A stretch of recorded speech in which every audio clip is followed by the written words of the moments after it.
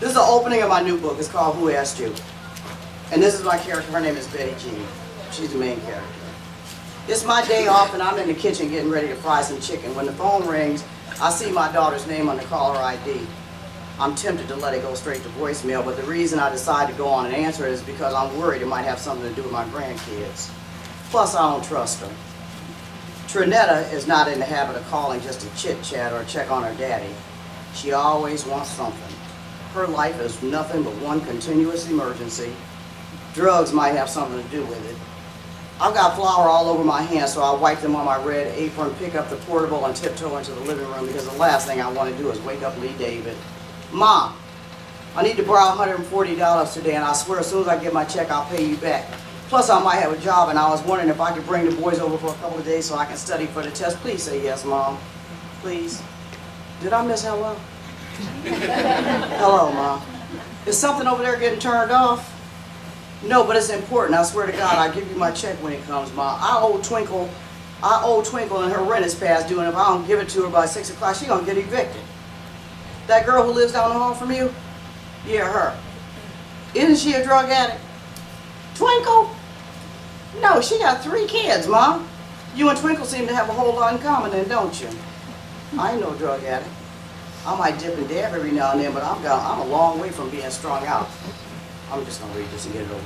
I know I didn't just hear you say ain't on this phone talking to me. My bad. I'm not a drug addict. Better? I rest the phone on my shoulder and brush my hands again on my apron. Why can't you just get it from what's his name? His name is Dante. He moved out. Why? Because the Section 8 people was going to raise my rent. What a pity, and he was so helpful. Ma, please. I hate it when she begs.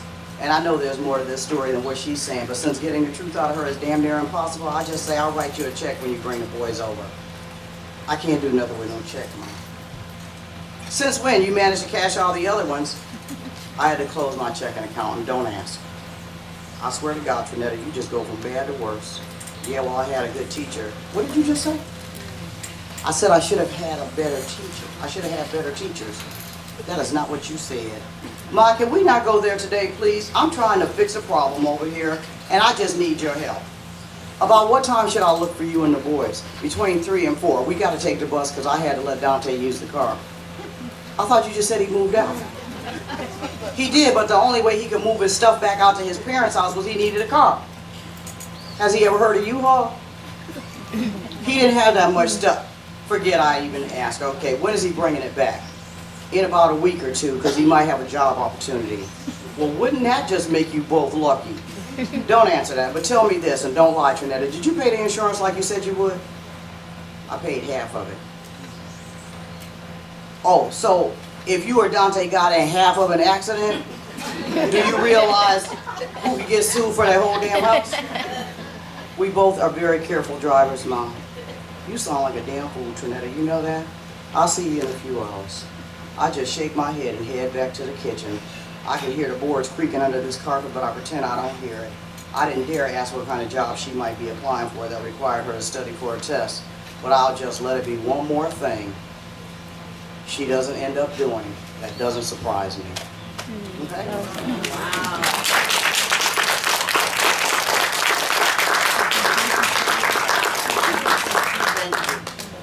This is the deal. One of the things that I learned in writing short stories is you start your conflict as early in the story as possible, preferably the first paragraph. I believe in writing novels the same way, because why beat around the bush? You know, one of the things I cannot stand is when people start the story about weather. It was a dark and stormy night. Not really. But the idea is this. The sooner you can put a character in a situation, the story you get to see the story, okay? And you don't have to spend all day describing your character and what they look like and all that. Eventually, you know, it's sort of like, who knows what Rashomon means? Okay, let's say hypothetically speaking, there is somebody sees somebody run into a building. A bank to rob it, and they run out. You park in your car, you're right across the street. 6 people see this guy come out. When the police come and say, interview all the witnesses, they ask them to describe this person. And what did you see? You will get 6 different points of view. You will get 6. If he was wearing a red jacket and blue pants, his jacket was purple. And I think he was wearing shorts. You literally, people see what they see. Okay? What your story is basically about is what you choose to emphasize. What you want your reader to see. Okay? Now, what I just try to do here is paint a picture of a mother. You know she's older. She's got a grown daughter who's got kids. You know she's not married. You know she lives in a Section 8 apartment. You know she's trifling for the most part. She does drugs. And, but you don't know why. That's what I find more fascinating. People don't just do drugs because they like to get high. Well, yeah, they do. They do. But for the most part, something starts it. You just don't decide one day I'm going to start being a crackhead, or I think I'm going to shoot some heroin today. It doesn't work like that. There's something behind all of it. And most readers are interested in what's behind it. Whatever it is that might make something loom, and if it's necessary, and if it adds to, if somebody has flaming red hair and is spiked, well, that says a lot. But otherwise, just that they had a pointy nose and pretty red lips, what boring, nobody cares. And as the story progresses, you fill in the blanks. And again, just like the Rashomon, if I were to ask somebody if you were an artist and you could describe Betty Jean right now, if you had to draw a picture of her, everybody's image of her would probably be different. Who sees her as fat? Who sees her as heavy? Not fat, as heavy. Do you see her with big cheeks? Not high cheekbones, but like a big face? What's her name that I just read about, that lady? Okay. Do you see her daughter as thin?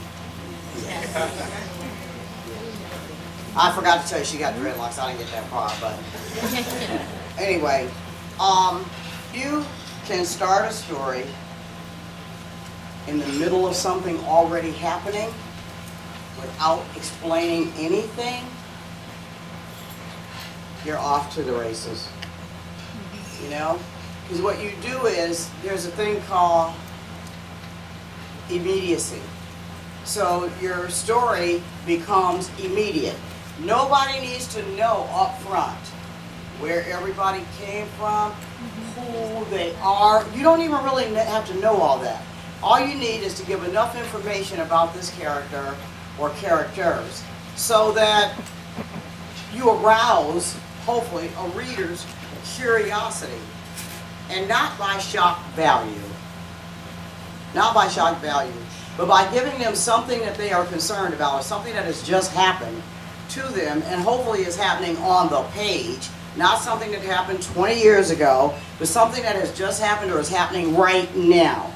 So that if you can get your reader to jump on that page with you, then they will travel. They will go through all of this with you. But the one thing that a lot of people don't like to take into account is, a good story is like an itch you just have to scratch. And you can think about people that you know, but you have to learn how to alter everything. And you don't write about people that you know personally. I mean, you don't write about people that you know. You might write about some of their idiosyncrasies, some of their issues, some of their problems, but most of these problems are pretty universal. And you may have someone in mind, but don't write about people that you know. It's dangerous. And it's kind of tacky. The thing is this too, when you're telling a story, literally, be the camera. okay? Show as much as you possibly can. Don't explain a whole lot.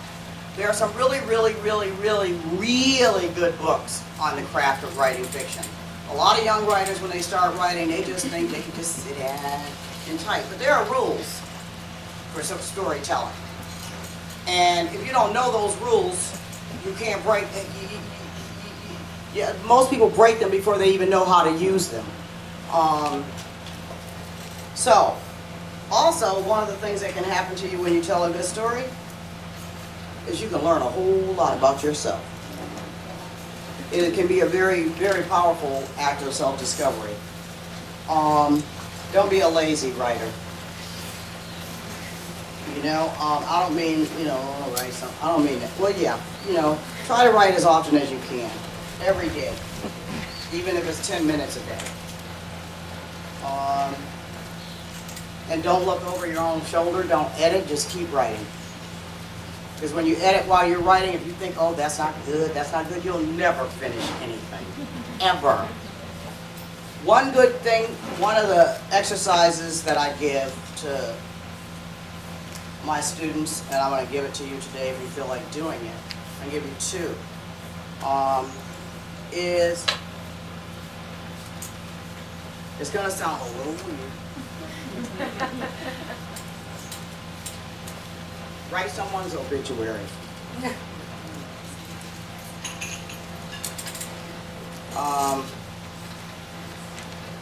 Obituaries are very powerful things. Who does not agree with that? Who's been to a funeral? You heard an obituary? The way someone is described, their whole life is described. And a lot of times, at least in the black church, the black families, I mean, you get to hear things about a person, sometimes things you didn't even know. And I'm not talking gossip or anything like that. I mean, and it's also how this person was perceived. And a lot of times is pretty accurate. But at the same time, people have secrets. And everybody doesn't know those secrets. Okay? That's one thing. In an obituary, I mean, it can be one paragraph, just enough information about someone that would make you say, well, I didn't know that about Miller. You know? Something. Okay? Or, one of the things that I know that we often, everybody feels in real life is regret. We wish we could have, would have, should have, but we didn't. And now we have to live with it. So, if you're not too busy, go ahead. Do one of them. About Mr. Williams, your new business partner. Yeah, he's great, Pops.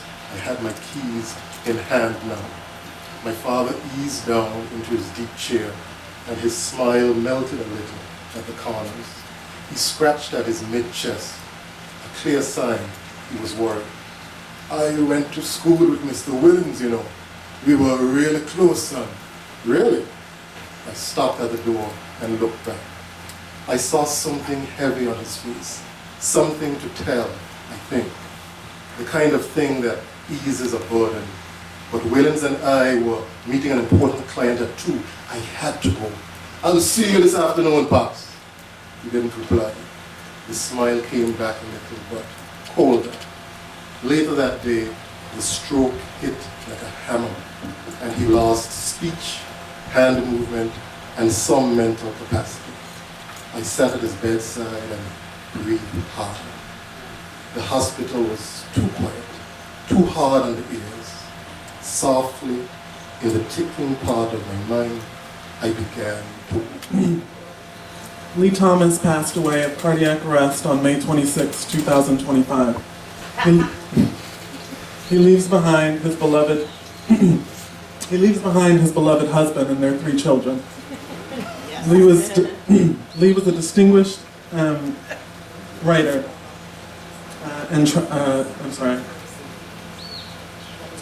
tenured professor at Princeton. He grew up on the south side of Chicago, where he learned a love of literature from his grandmother, the distinguished poet Gilda Stein. He leaves behind a body of work that earned him the Pulitzer Prize in 2020 for A Far Cry, which chronicled the struggle for underprivileged communities to gain access to the cure for the HIV virus. In addition to writing, Lee was a political activist and politician. His children, Ebony, Coco, and Racine, will miss him dearly. And his longtime companion, Maurice, mourns tenderly for the loss of the man he calls, after Lee's first novel, his master and commander.